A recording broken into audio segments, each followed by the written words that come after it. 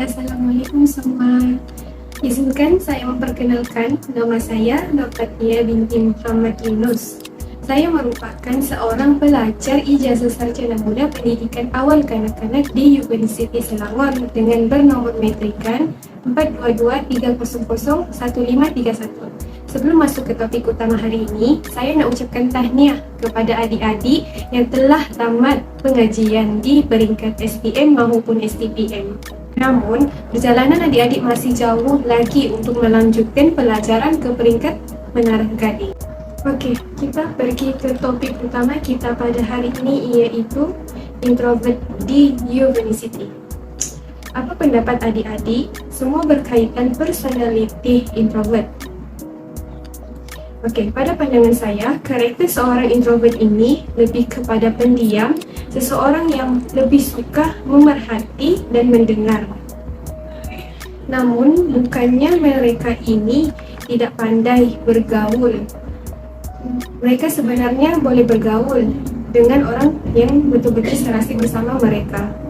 Namun, bila mana adik-adik masuk ke universiti, adik-adik harus pandai bawa diri sebab apa? Sebab suasana di universiti ini sangatlah berbeza dengan zaman persekolahan. Saya juga merupakan seorang yang introvert dan pemalu orangnya.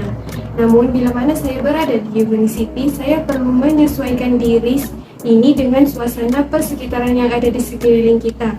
Kita tak perlu takut untuk dikritik orang lain, kerana dari kritikan itulah kita akan dapat memperbaiki diri.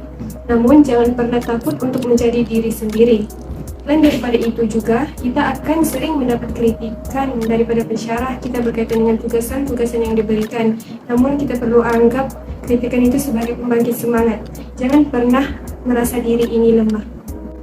Okey, seperti yang diketahui ramai, personality introvert ini sudah pastinya seorang yang pendiam dan tidak banyak bercakap. Namun kita juga perlu berkomunikasi dengan orang lain. Ingat, diam kita berpadah-padah dan perlu kena pada tempatnya. Kenapa saya kata seperti itu? Kerana di universiti kita akan banyak berhadapan dengan pembentangan program dan kerja kumpulan. Saya tahu bukan mudah sebenarnya untuk kita keluar dari kebiasaan kita ini. Namun kita perlu mencoba menjadi lebih berani dan memulakan perbualan terlebih dahulu. Kita juga perlu keluar dari zona selesa kita dan menyesuaikan diri kita dengan persekitaran. Walaupun kita seorang yang introvert, kita juga perlu menjadi seorang yang tegas, terutamanya dengan orang-orang yang suka mengambil kesempatan atas kebaikan yang kita lakukan. Sebagai contohnya, kita ditakdirkan satu kumpulan dengan orang-orang yang jenis tak bagi kerjasama dalam melakukan tugasan. Disitulah kita perlu menjadi dominan dan tegas, sebab ianya melibatkan tugasan dan markah untuk keputusan akhir peperiksaan nanti. Selain itu, kita juga perlu mencoba untuk menjadi seorang yang aktif.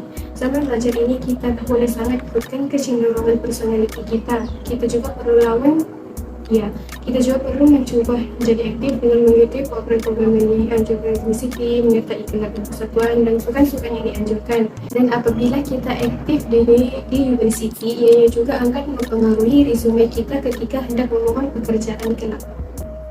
Saya berharap apa yang saya kongsikan ini dapat membantu adik-adik semua, terutamanya seseorang yang mempunyai personality introvert.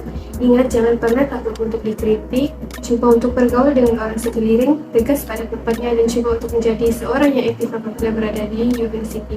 Okey, terima kasih kerana sudah menonton video ini.